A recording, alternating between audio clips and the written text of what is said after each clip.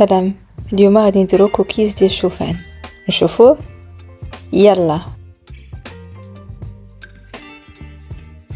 نحتاجو 5 تمرات كبار، كاس ديال الشوفان ونص كاس ديال الشوفان اللي طحنتو، زبدة الفول السوداني او بوغ دو كاكاويت ولا البنداكاس، والعسل على حسب الكميه اللي بغيتو هو اللي غادي تجمعوا به الخليط.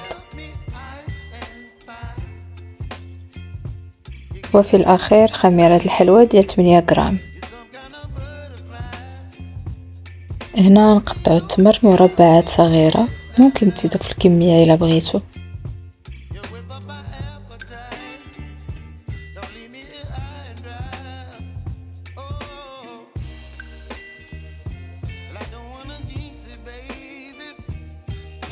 نديرو دقيق الشوفان والشوفان حبوب،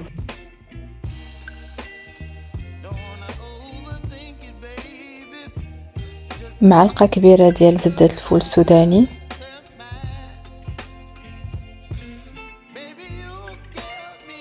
خميره الحلوى والعسل على حسب الكميه اللي بغيتو هو اللي غادي تجمعوا به الخليط.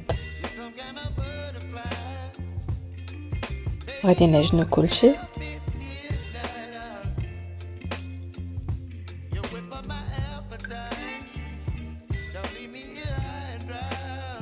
وغنديرهم في الطاوله اللي تدخل الفران.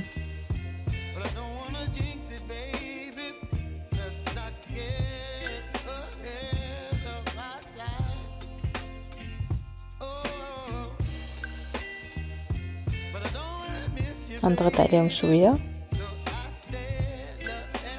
اما بالنسبه للفران شعل من الفوق ومن التحت 15 دقيقه، ولكن على حسب الفران ديالكم. شكرا على الدعم ديالكم. سلامه.